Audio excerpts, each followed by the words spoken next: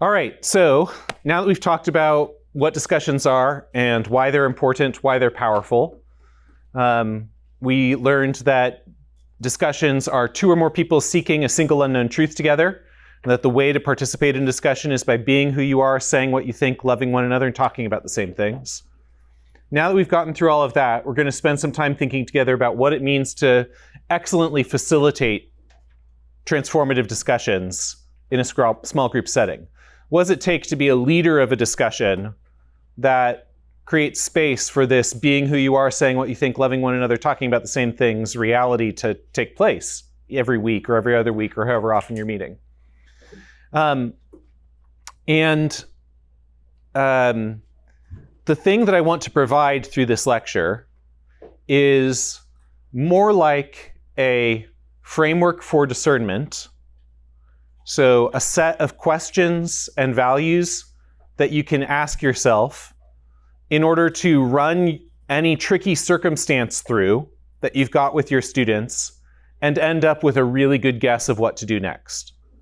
So this is a how-to lecture, but it's not a lecture where I'm going to give you tons of concrete tips of here's what to do when your students are quiet.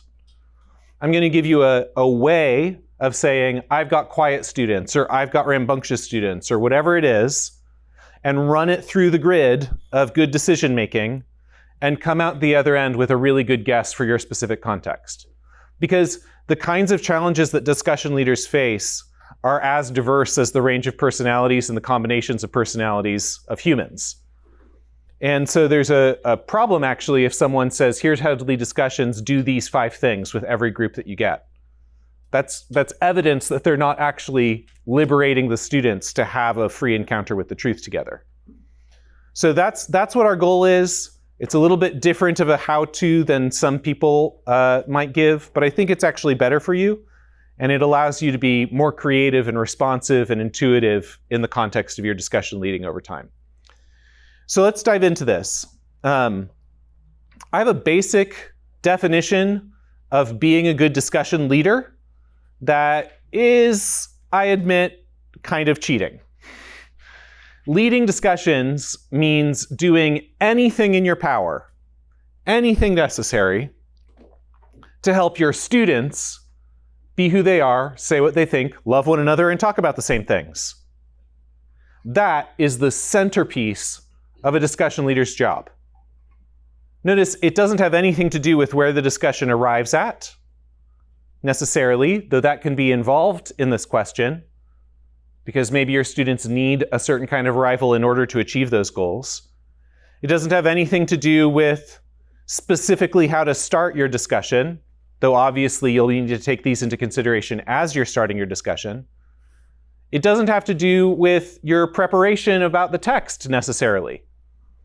Those things are all in service of this central job, doing whatever it takes, using all your abilities to unlock your students' ability to be who they are, say what they think, love one another, and talk about the same things. Because those 4 things are simple and hard and scary. And students need someone who's going to be a companion with them as they embark on this journey, who's going to be a reliable helper to bring them to a place where that's easier and easier and easier in the context of the group. Does this make sense? And I want to insist that while discussion is for everyone, and the broader the range of abilities and strengths and preferences and opinions that you have in a discussion group, in some ways, the better.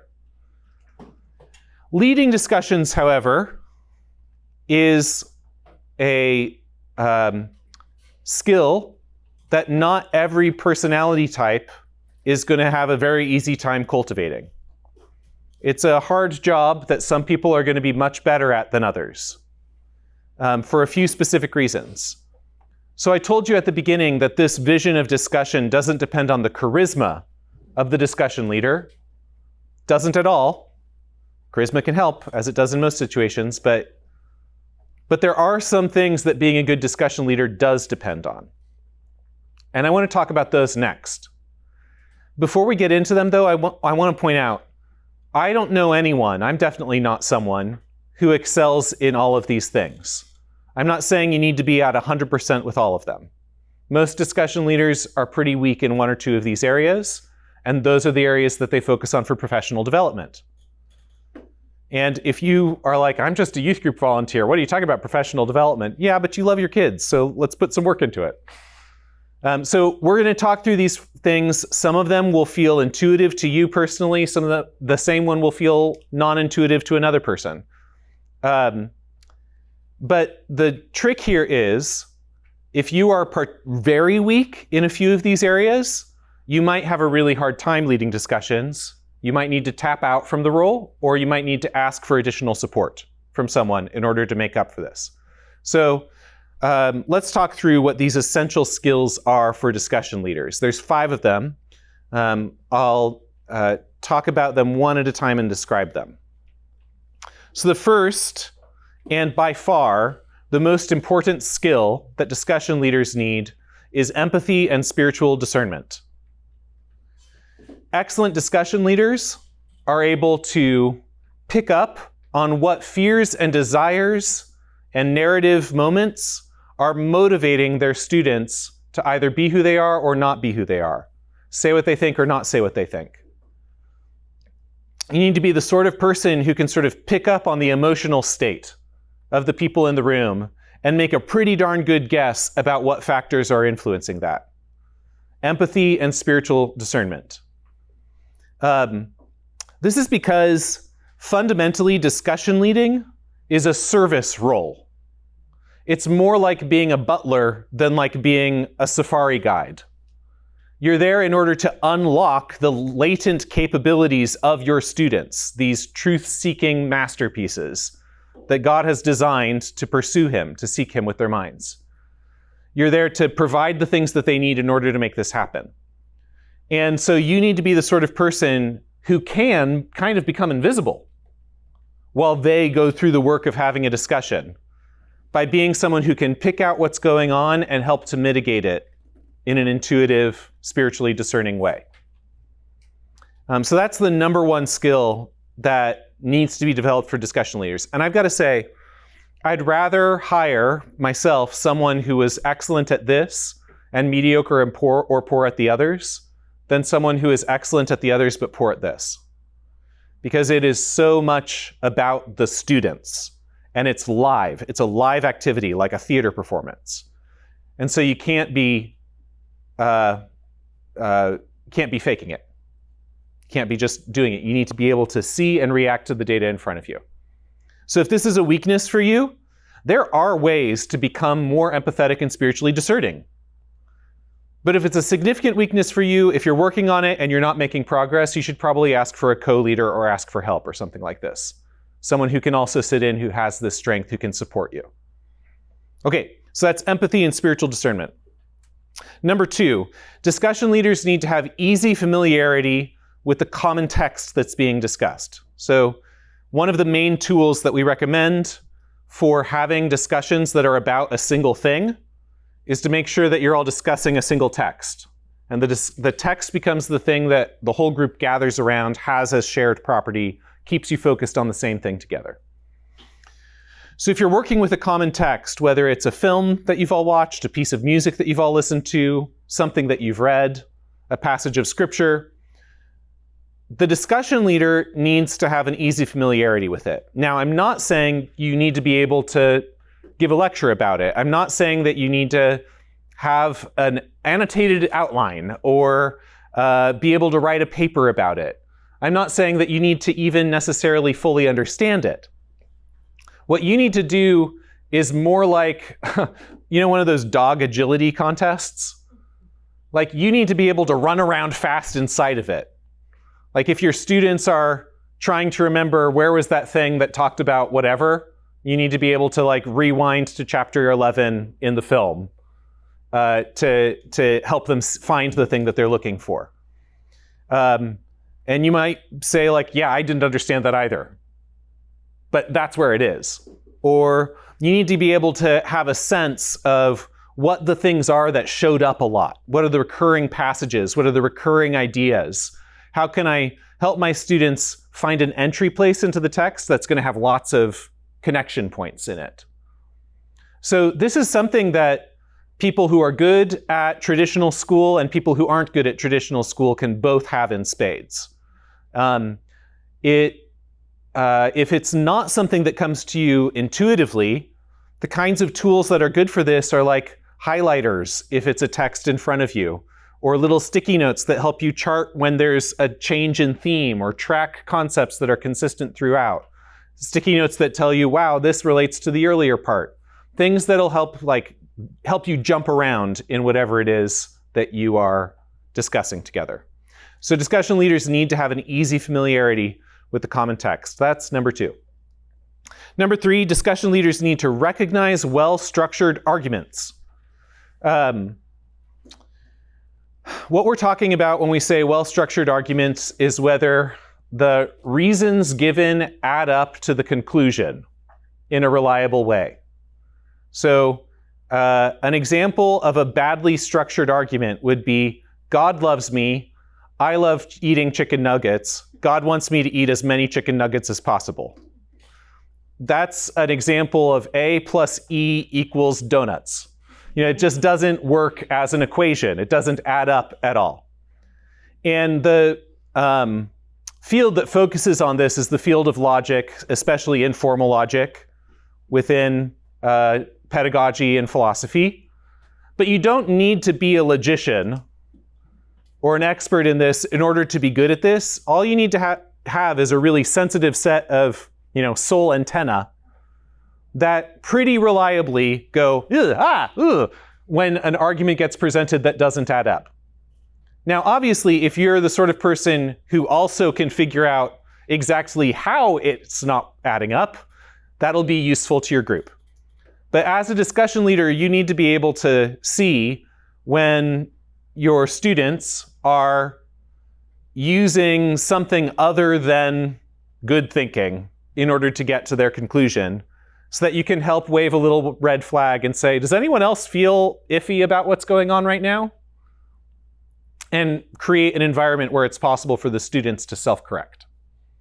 Okay, so the ability to recognize well-structured arguments.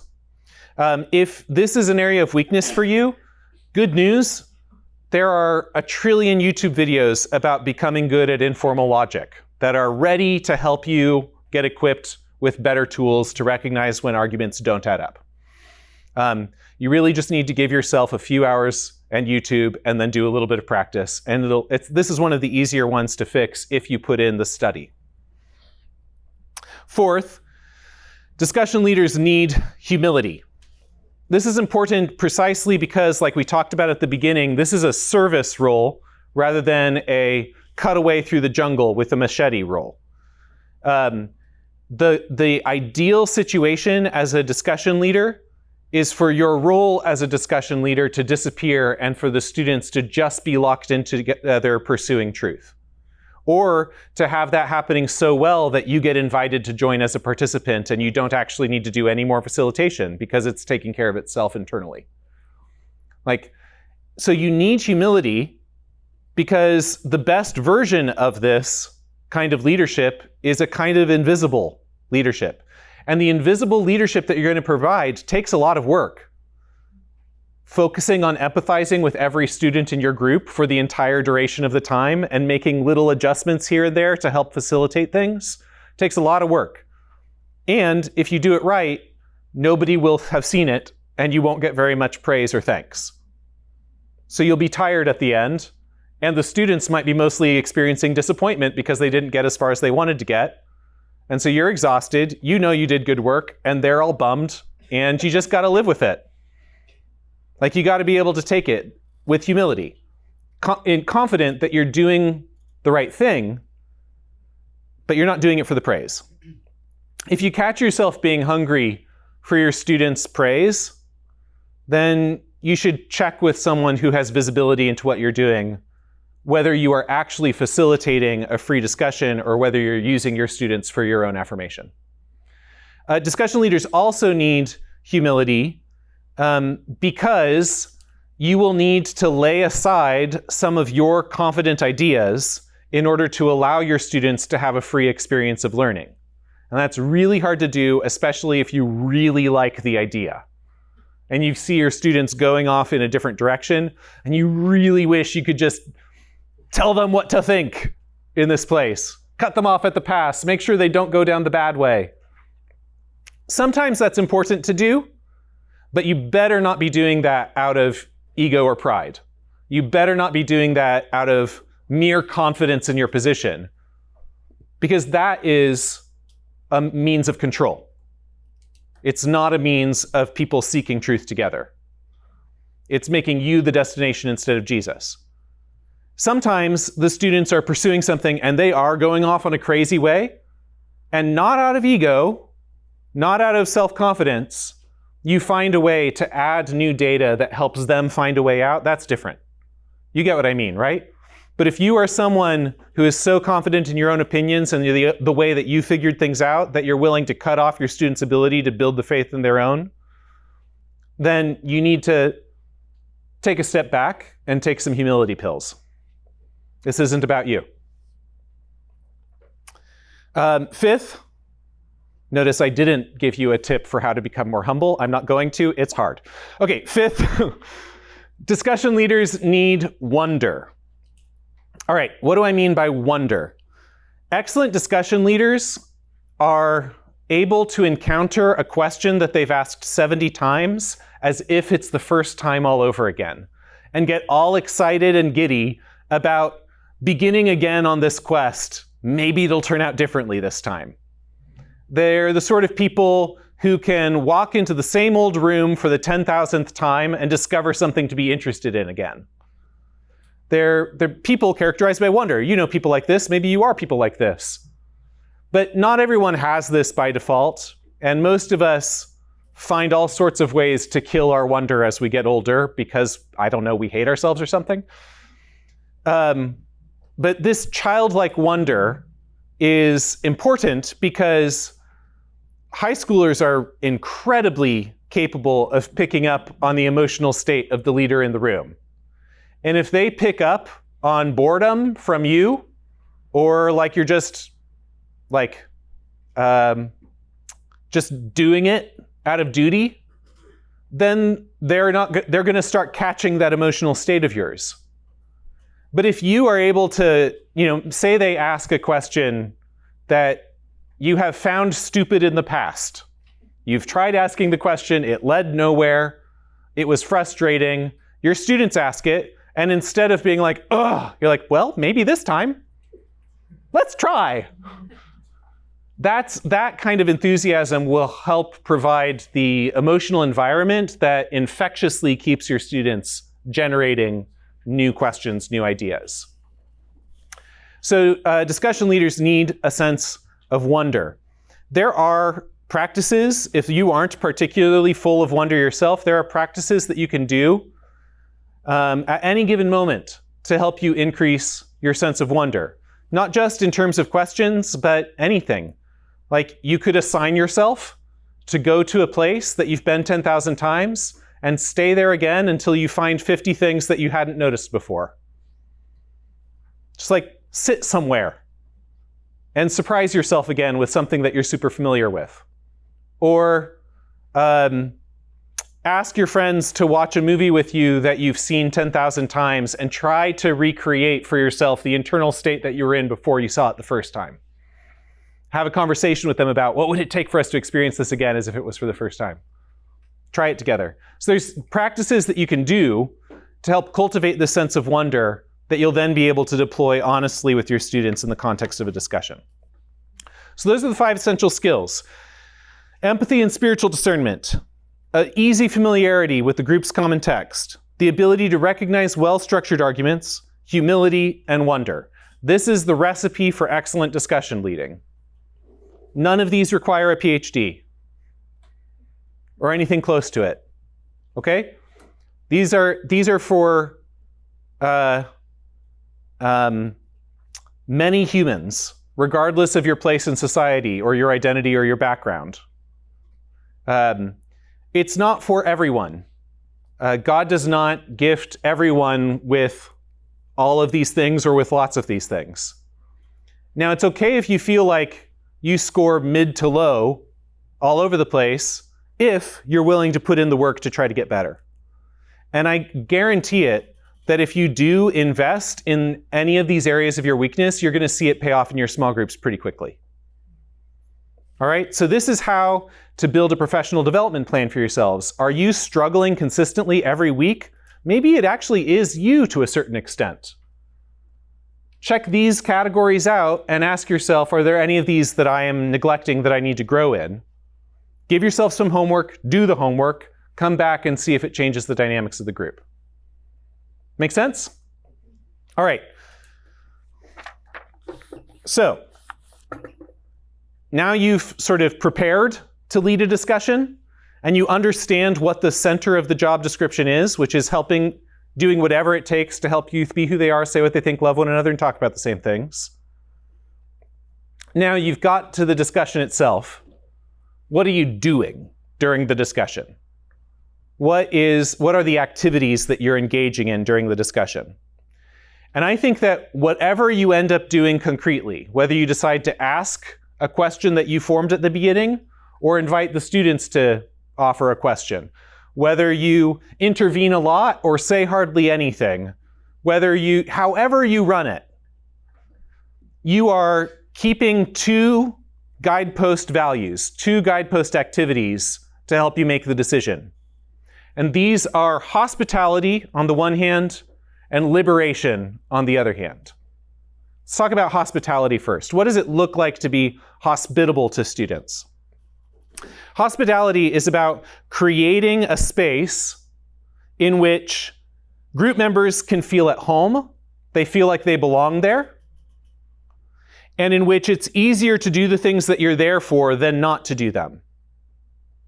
It creates a sort of structural peer pressure, where if you're doing the easiest thing is 2 or more people seeking a single unknown truth together. Being who you are, saying what you think, loving one another, talking about the same things. This applies in lots of different areas. It applies to your physical space. It applies to the intellectual culture that you develop with the students, the emotional culture, the spiritual culture, and the social dynamics that you cultivate. How could you affect the culture of your group or the space in which this is happening, or the way that you use time to make it easier for these students to feel like they belong and to do the thing that you're there to do? And this can be as simple as making sure the chairs are in a circle so that everyone can read everyone else's body language. Maybe for your group, they're inclined to be dismissive toward each other or to forget how much value one another has. Maybe you ask them to use each other's last names instead of first names to create a level of respect in the context of that group. Maybe your group feels like this isn't for them and you need to change some of the vocabulary you're using so that it's less like school and more like the way they talk. Maybe any number of things. You could make so many decisions, but the question you're constantly asking yourself is, how can I be a better host? How can I throw a better discussion party for these specific students? It's very similar to if you're throwing like a dinner party or something, and you figure out your guest list, and then you set up your house and you set up the evening in a way to make those people feel awesome and have fun together. Have you ever been to like a really well-designed dinner party? Like someone who, as soon as you arrive, you like know you belong there, and you look over and it's obvious where you go next, and then there's an activity waiting for you, and then all of a sudden you're eating amazing food, and then you're crying with someone over something beautiful, and then the evening's over and you're like, I didn't have to do anything. You just got swept through this beautiful experience. That takes a lot of skillful work, right? On the part of someone who understands the people who are showing up and know how to create a space and conditions for that to happen. So that is the kind of job that you're doing as a discussion leader too. Every week, ask again, how could this space be different? How could we use time differently? How could we transition them from whatever they were doing last to whatever they're doing now? How could we help them feel more welcome so that this stuff is easier to do? Maybe you have a group that's particularly performative and has a hard time being who they are. How this week could I do a better job being a host or a hostess who helps them put their masks down when they sit down in this discussion. So that hospitality is the first major value. And I hope I've given enough examples that you could see the ways that concrete ways in which it could be applied. The second thing that you're doing is liberation, which is for the duration of the discussion, doing whatever you can to remove the things that are keeping your group from pursuing truth and community.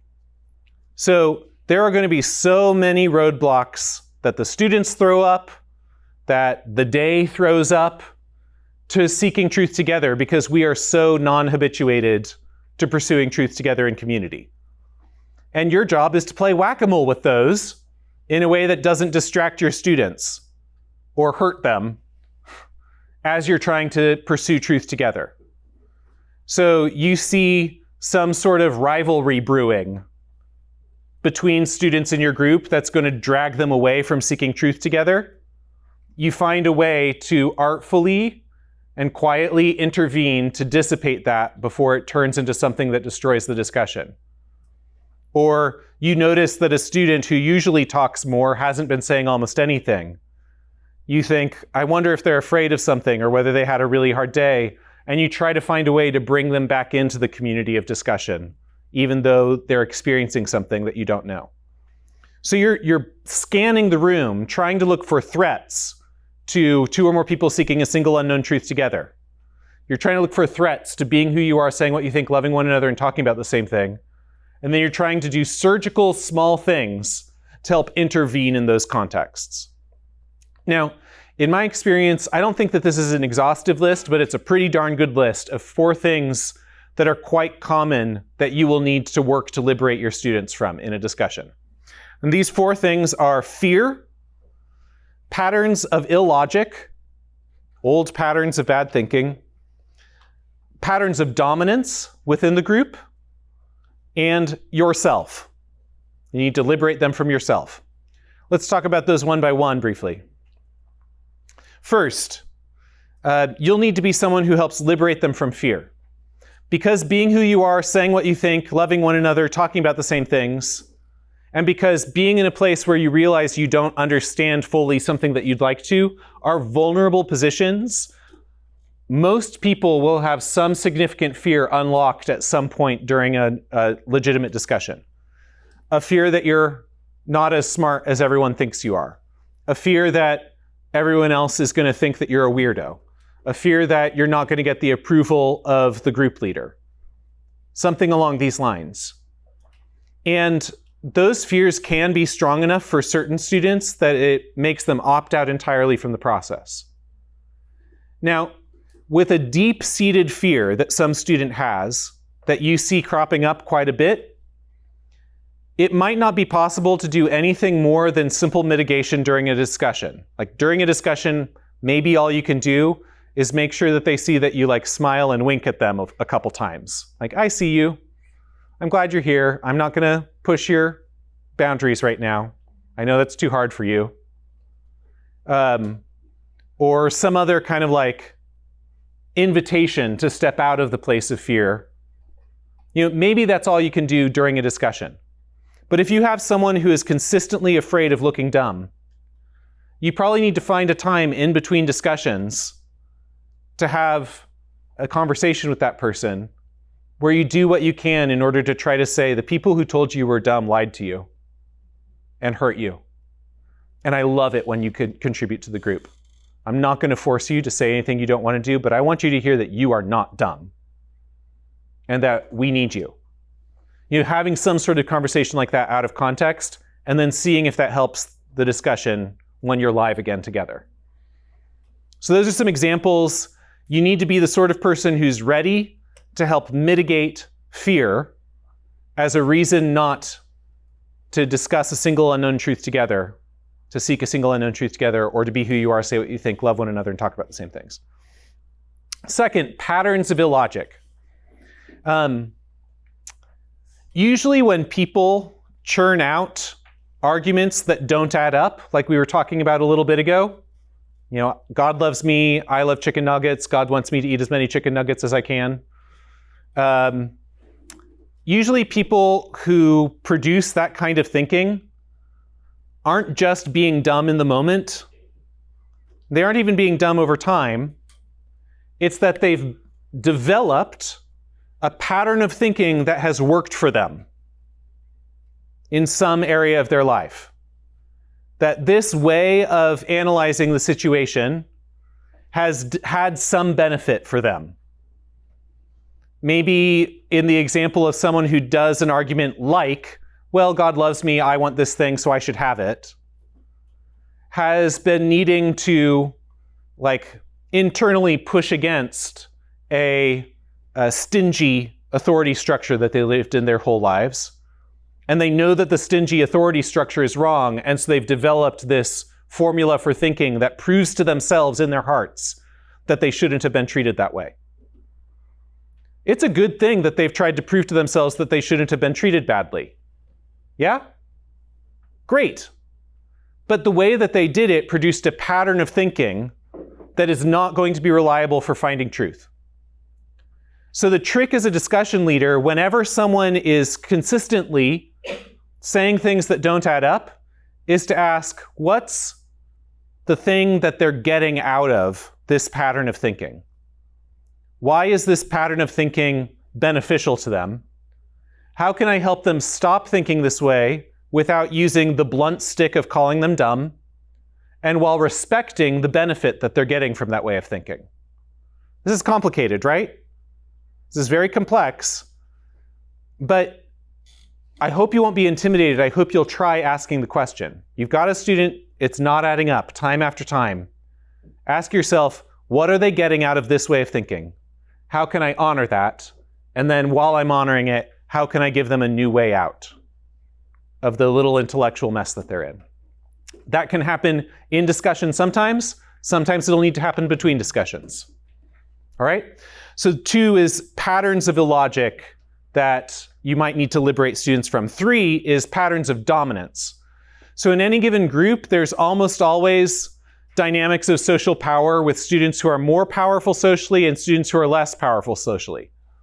That might be because of class, or because of race, or because of gender, or some other dynamic, because of cool factor, or because of academic attainment. There are all sorts of reasons why there might be a power structure in any given group that forms. The thing that's always the case is that there is some kind of power structure. You can't put a bunch of humans together without there being imbalanced power dynamics. So I'm not saying that we're in some sort of crisis mode. It's actually just quite normal. The thing that's important to say isn't these power dynamics are evil or something like that. It's to say that power dynamics do not map onto truth at all. If you've got 2 people next to each other and one of them is the President of the United States and another one is a plumber, the president, by virtue of being president, doesn't have more access to truth than the plumber does. Having some sort of social power doesn't mean you have more access to reality. And so in a discussion, since you're seeking truth together, the power distinctions that exist outside of the discussion should have no impact. Now, let me use a fairly neutral power dynamic that shows up in almost every group. Extroverts almost always have more social power than introverts in any given space. So you as a discussion leader are going to have to be focused more than the students are on figuring out how to create an environment where the extrovert's social power does not mean that they have truth power. That the introverts are raised up to have equal authority and dignity in the context of searching for truth. And that's true in any power dynamic that you witness in your group. Maybe you've got the pastor's kid in your group, or whatever, you know? Is there a power dynamic there that makes everyone treat this person like they have more access to truth? The straight A student, whatever it is. How do you mitigate that dominance in order to create a real community of truth-seeking together? There's lots of ways that you can do this. An example I use often, some of you will have heard this before, it can be as simple as the discussion facilitator using their passive body language in order to empower the people in the room who are least empowered otherwise. So like being more quick to nod along with someone who has less social power who's speaking than someone who has more social power who's speaking. Or adjusting your chair so that your body faces a less dominant student in the room and you have to look over your shoulder at a more dominant student in the room. Like little things like that can help a surprising amount. But beyond that, being ready again to have conversations in between discussions to help diffuse power dynamics, or to ask people whether they feel like they're being squashed in the group, and asking them how they would like to be helped in terms of raising them up. These are things that you need to be focused on and taking action on in order to succeed at leading discussions. And finally, discussion leaders need to work hard to liberate their groups from themselves. You're going to have an impulse to make the discussion into guess your good ideas, and your students are going to have an impulse to make the discussion into get the leader to tell us what the right answer is. You need to be the best advocate for you not being in charge of that. Because unless it's you, it's not going to work. So making sure that it's not about pointing them to your mind, but pointing them to Christ's mind.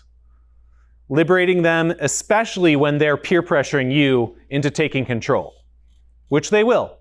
Even really well-established, well-formed discussion groups will sometimes feel annoyed and flaily and just say, come on, save us, fix it. You just need to keep saying, no, it's all right. What's the next thing we need to do in order to make progress? They might call you names. That's pretty normal. They might throw a fit. They might actually throw their books across the room. Like all sorts of things happen before the students give up and sometimes give up and finally keep on doing the work instead of getting you to fix it for them. But it's your job to hold that line, to liberate them from yourself, so that they can be pointed towards seeking the mind of Christ instead. All right? So, hospitality. How do I create a space where the discussion party is awesomest for these people? And liberation. How can I keep track of what's going on within the discussion that is inhibiting two or more people seeking a single unknown truth together, being who they are, saying what they think, loving one another, and talking about the same things? That is the totality of your job. And this is kind of tricky to hear. Here's 4 things that most of you are going to wish were your job sometimes that just aren't your job as a discussion leader. Now, I want to step back for a second. They might be your job as a small group leader in the larger relationship that you have with students outside of discussions. Any one of these might be your job as a small group leader. But it's never your job as a discussion leader, because as soon as a discussion leader takes this on as their responsibility in a discussion, it kills the students' free learning. All right? Here they are. Number 1, it is not your job to keep everyone happy or to have a fun time. If you're actually pursuing truth, you will have an experience of the full range of human emotions, including the ones that people like to call negative. And this could be a great space for students to discover that the supposedly negative emotions have a place and don't lead to you being like ostracized, and actually can be endured through in order to keep finding the truth that you're seeking for. So it's not your job to keep everyone happy. They will finish some discussions fundamentally bored. That doesn't matter. They will finish some conversations feeling like you failed them, even if you didn't. Great. If you were able to help them as much as was possible that day seek a single unknown truth together, then it doesn't matter what emotion they're leaving it with. And if you're going to be able to get them to opt in again the next time, doesn't matter what emotion they're leaving with. This is a formative thing. Exercise feels awful some days. Physical exercise. Discussion doesn't always feel happy. And that's fine. I do also want to say that the more you discuss and the more you become a community of truth speaking in love, the more fun you consistently have. And once you've earned that kind of community, it is like addictive. Once you've built this together, it can become a center point for joy in someone's life. But as a discussion leader, you can hope for that, you can pray for that, you can work toward it, but you can't necessarily expect it in any given instance of discussion leading. Second, it is not your job to cover the material. The point of a discussion is not to get all of the good points out of Ephesians 4:1 through 5:2. Like, if you take that passage seriously, for example, you could have multiple discussions about every phrase, much less every verse. Like, you could not, and this wouldn't be bad, this would be great. You could fill an entire year's worth of weekly discussions on that one passage. And that's why it's so awesome. So at any one discussion, there's no way you're going to cover the material if you're dealing with something as rich and deep and good as the Word of God, especially. There's no way you're going to cover material. What you're trying to do is get them to have a real encounter with truth-seeking in relationships to the material. If you want to cover the material for your students about Ephesians, give them a lecture at a separate time, or have someone else give them a lecture. Send them a video with an overview of Ephesians, something like that. But that's not what happens in discussion. In discussion, if they fixate on a single word that surprises you, but they're still seeking truth, great. And if they miss out the thing that you think is the most important thing in the text, that's a little sad, but okay. Because this is more about training than about results. Third, your job as a discussion leader is not to reach a conclusion. Some questions will take many discussions in order to successfully resolve. So in any given discussion, it might be more important actually to land in an inconclusive place than to tie it up with a nice little bow and make everyone feel like you arrived somewhere. And if you get to an inconclusive place, it's great to say like, wow, this is really hard, huh? Did you guys think this was this hard? Wow, maybe we should do it again. And then let them squirm. All right, so it's not your job to reach a conclusion because you are trying to help them be transformed by the renewing of their minds, not become aligned with you by the changing of their ideas. And finally, it is not your job as a discussion leader to keep students from error. The process of taking ownership of big truths is often nonlinear and messy. And along the way, your students will probably try on a whole bunch of wrong ideas. Your job is not to play whack-a-mole with wrong ideas. Trust me, they have all experienced way too much of that from adult authority figures in their lives. Your job is to be a butler, an assistant to them, as they, together as a truth-seeking community, make progress on their journey toward the truth. Now, if they're encountering an error that you have good reason to think is going to stop them from further discussing or stop them from seeking the truth, if it's going to lead the whole group to despair, for example, then an intervention is necessary. But that's because it's a decision you made in service of people seeking a single unknown truth together.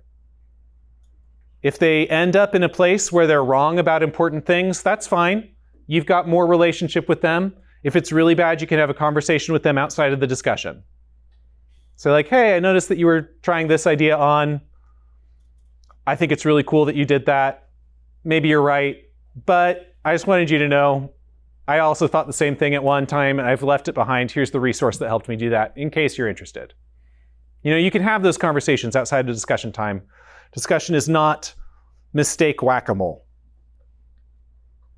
All right, so that's it. That's what your job is and what it isn't. This is the matrix through which you make judgment calls about what you're going to do next with your students. Am I being as hospitable as I could be? Am I liberating them from things that would stop them from doing what we're here to do? Am I doing everything in my power to help these students be who they are, say what they think, love one another, and talk about the same things? You're going to find a no somewhere. If something's wrong in your group, there's going to be a no answer to one of those questions. Or else you're going to discover that you aren't seeking, actually. You're just talking. Or you aren't seeking a single truth, or you aren't sticking together. By using these definitions, ask every question, and where the no shows up, that's where you do your work. So this is it. Leading discussions It requires empathy, it requires focus, it requires prayerful attention to the students in the room, it requires humility, it requires service. And as a result, it's easy for discussion leaders to feel pretty disappointed when they're done. Like I've said before, I've had the privilege to hire some of the best discussion leaders that I know to work for me. I can't tell you the number of times these awesome discussion leaders come out of discussions and come over to me and like, I'm a total failure, I can't do this, blah, blah, blah, blah, blah, blah, blah. I'm like, oh, come on. Pat, pat, pat, pat, pat, pat, pat. You'll be okay. But it's a testimony to how much work it can take to do this well in the moment and how easy it is to feel discouraged. So it's important to point out that because you're working on training people over time to have minds that are equipped to engage with whatever they encounter, and that minds that are being renewed to be transformed, there are so many things that success can look like.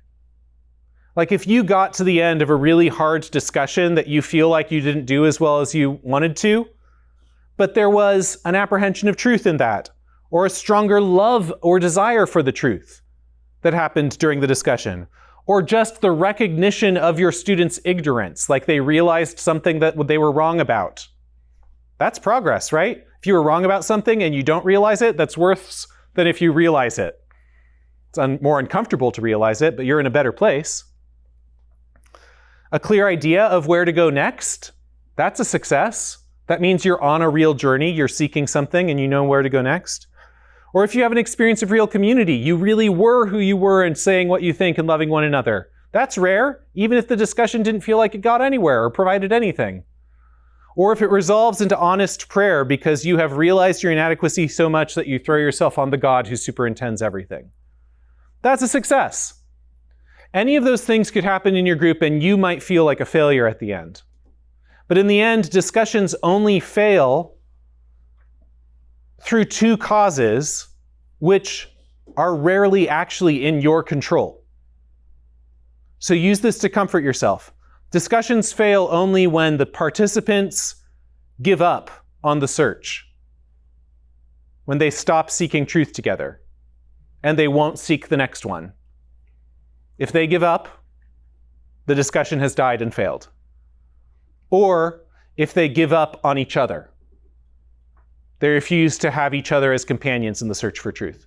Those are the only two ways that discussion can really be worthless. Because it's a practice of exercising your mind to renew your mind over time for real transformation in your life. And that'll happen sometimes. Some discussions will fail. But if your students are absolutely refusing to love each other, or if your students are absolutely refusing to seek the truth, you can try again next time with a different approach to hospitality. You can try again next time with a different approach to liberation. But at some point, like, Jesus picked his disciples, and even he picked Judas, who went on to reject him. Like, you can't control your students' wills. So, in the end, all you can do is serve them as best you can. So comfort yourselves with this, and make sure that you all are keyed in to how much work one another is putting into discussion leading, so that you can be a community of support for one another. Gather together after you've discussed things to exchange, like, wow, this was really hard, this didn't go right, what went well for you, what didn't, do you have any tips, how do I get better at this? I really feel like my opening questions always fall flat. What about you? Do have this community of practitioners that makes it a better experience for your youth. Because in the end, what we're doing here is all about the joy of seeing young minds who for the first time are capable of reaching out for the biggest questions, and for the first time are capable of actually putting together a picture of the faith in their minds.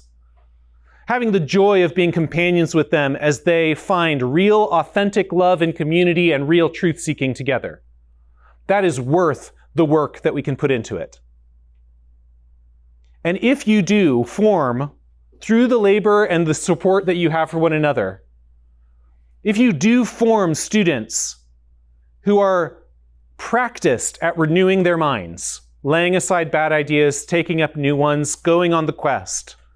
You're going to form people who are more resilient in the face of social change and more ready to follow Christ all the way into everlasting life, where we'll continue to ask questions with our loving God in community as we journey further and further, world without end, into the life of God's joy.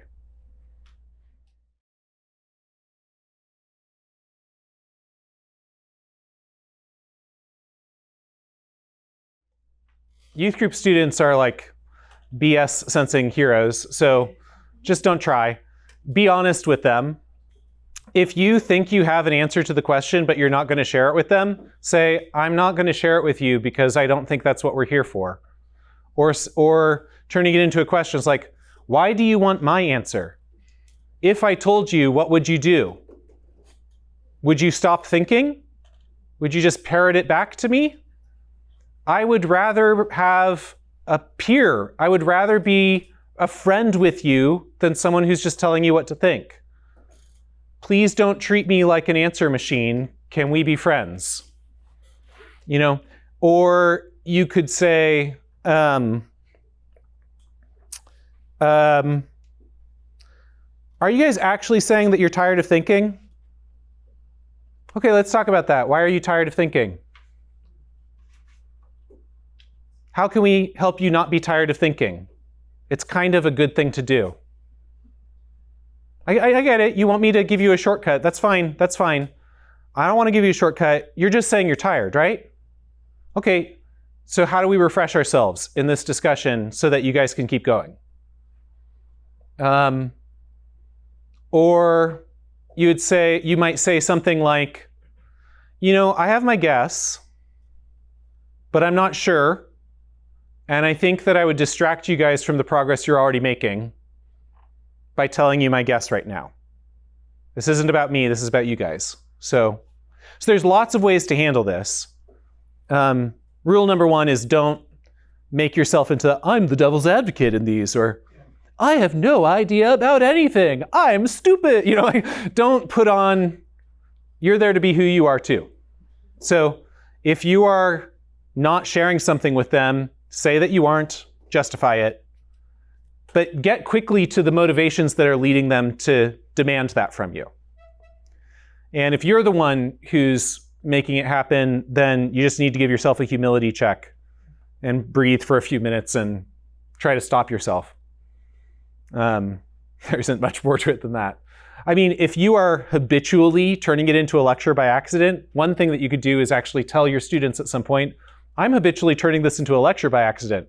Could you all stop me next time? Like if I start lecturing, could you guys go like this?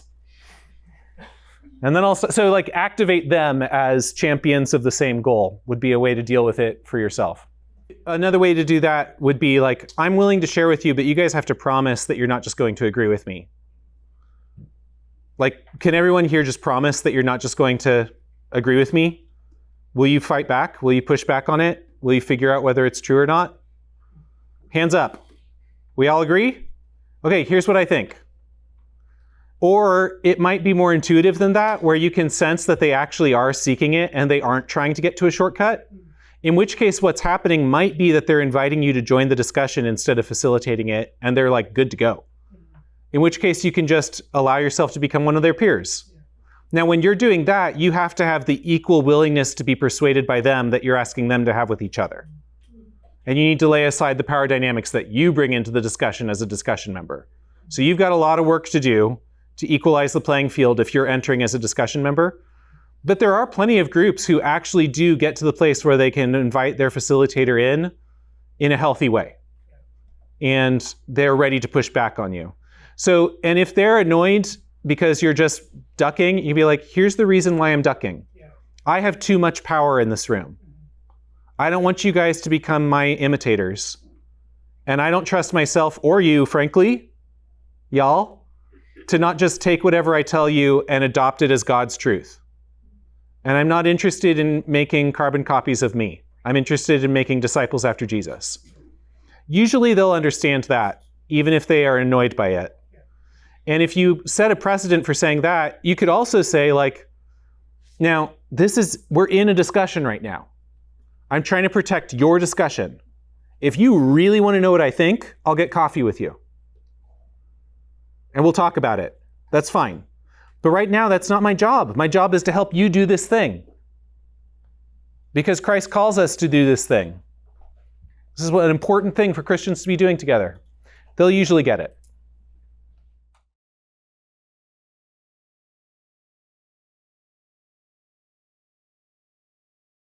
Yeah. So it sounds like it's a pretty well-established group, pretty used to the thing.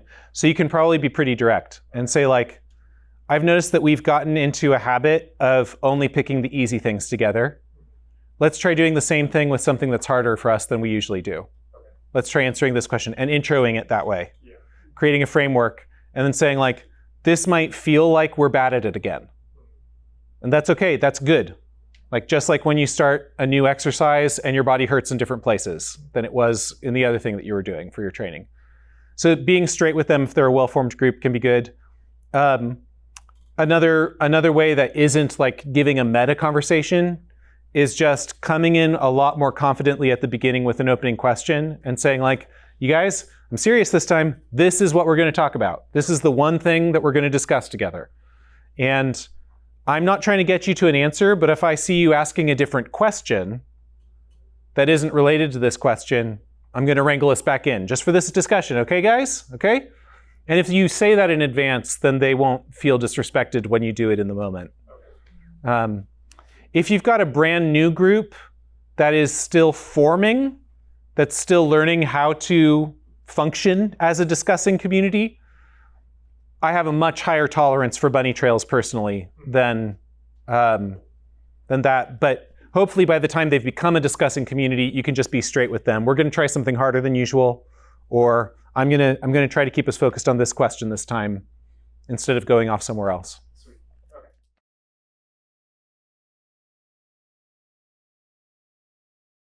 It is a good idea, practically speaking, to try to reserve yourself like 5 to 10 minutes. If you got a long discussion time that's available to you, maybe 10 minutes. If you got a shorter time, 5 minutes, that you end the discussion at early, and then you have a little bit of time to reflect on what just happened.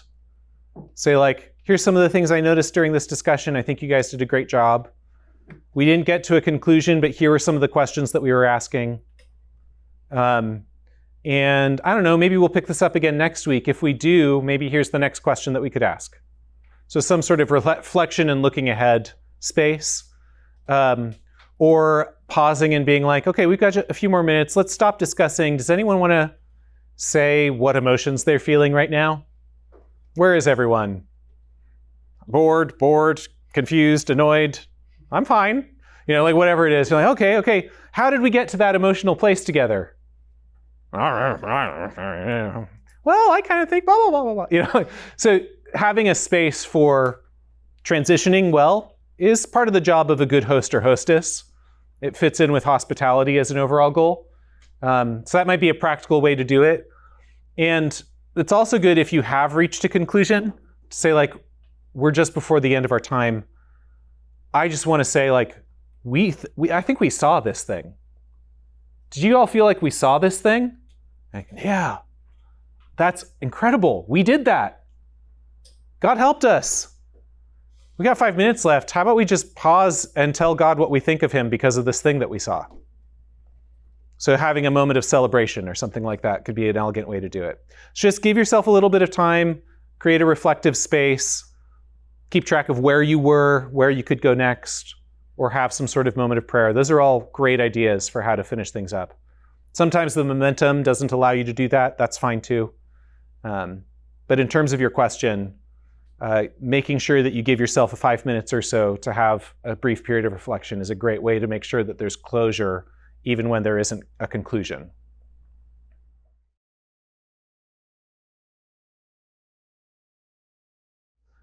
One of the best things to do is to go and try to empathize with someone who's incredibly empathetic and spiritual discerning. So go to someone who's really good at this and say, I'd like to learn from you. I noticed that you're excellent in this way. I'd like to try to get better. Can we talk about it? Can you journey with me on this? Can we meet together somewhat regularly to figure out if I could learn something from you? So empathize with the empathetic person first.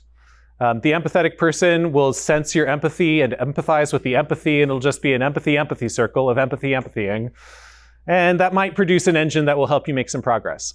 Another way to develop empathy and spiritual discernment is to pour yourself into complex stories with characters that you don't identify with, whether this is film or novels or Bible stories, and to try to really put yourself in one of those characters that's really unlike your shoes. Or to ask yourself the question like, what if I had to act out this person who's fundamentally different from me in a play? How would I have to use my body? How would I have to change the way that I think and feel in order to persuasively be like that person on a stage? I'm just throwing out things. Any given one of these might not work for you. And then in terms of spiritual discernment, you should be urgently praying that God would increase and clarify your spiritual discernment. And you should go find people who are spiritually discerning and say, will you lay hands on me and pray for me that I would receive this gift? And then you go into places with people who are spiritual discerning and you watch them. Like, spiritual discernment needs spiritual remedies, or else it's not spiritual discernment. So empathy, it's a stories thing, it's an engaging with people thing, it's a giving yourselves activities where you're trying to put yourself in someone else's shoes, like acting, or like, it could be as simple as like, let me try to write a letter from one character to another in the voice of the character that I really don't get. Give yourself some sort of activity like that in order to get you into the zone. And the more you do that kind of thing, the more you'll be able to look at someone who's behaving in a way that you despise, because let's all face it, it happens, and have a better guess about how that happened in a way that shows their dignity rather than their brokenness, or their dignity along with their brokenness.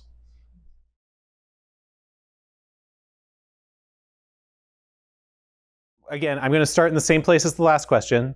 Find the person you know who has the most wonder, who's your peer. Someone who's your peer, who's just always like delighted by the universe again, who makes you look like a jaded, boring person. Find that person, tell them, I love this gift that God gave you. Can we play a game where you and I spend a day together and you try to wake up my wonder again? Can we just go places that make you feel like full of wonder? And can you just do it and I'll try to do it with you? Can you talk me through your life? Like, why is it that you go to this place and you aren't bored like I am? This is the best way. Get a wonder mentor and spend some good time with them. If you can't find a wonder mentor, that's a funny two words to say side by side. Wonder mentor. If you can't find yourself a wonder mentor, then set aside a day for yourself and plan for this day by asking, what would it take for me to have a day where I was truly childlike? Not childish. Childish is corrupt adult who hurts people around them because they should be freaking grown up because they're a freaking adult. That's childish. Childlike is the 80-year-old grandmother who is still like full of delight, full of wonder. Childlike. So what would it take for me to design a day for myself where I can be as childlike as I can manage? And then take yourself on a childlike date. Go do it.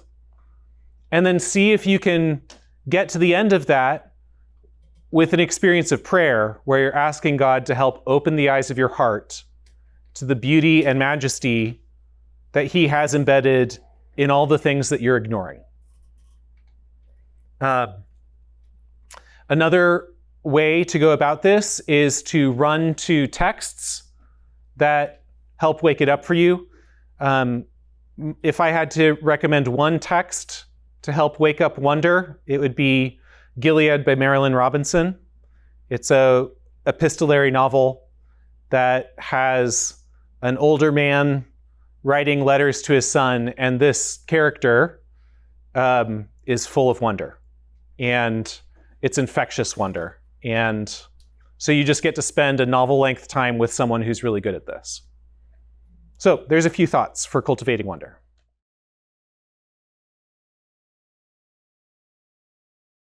Yeah, I mean, I also have recommended, like, go into your bedroom or someplace that you spend too much time and find something new. Find 50 new things that you haven't paid attention to for a while. Sit there until you've noticed 50 things again that you haven't paid attention to in a while. And then try to do that in an intellectual space after you've done it in a physical space. There are other routes to addressing boredom and apathy, but I don't know anyone who's good at wonder who is frequently bored. So one of the best ways to become someone who's never bored again is to increase your sense of wonder. Like, if you're the sort of person who can be stuck in an airport for a 7-hour delay and keep wondering stuff, you're gonna be happier and have more fun and be less bored than if you aren't. If you're just stuck finding the next thing to scroll to on your phone for 7 freaking hours. That didn't happen to me recently. So yeah, wonder is one of the ways to combat boredom, and it's not the only one, but it's a really, really good one. Boredom sucks, you guys. I don't know why we let ourselves be bored. Nobody ever has to be bored. You could kill boredom in your own life, and I don't know why we don't. So that's all. Okay, there is nothing boring.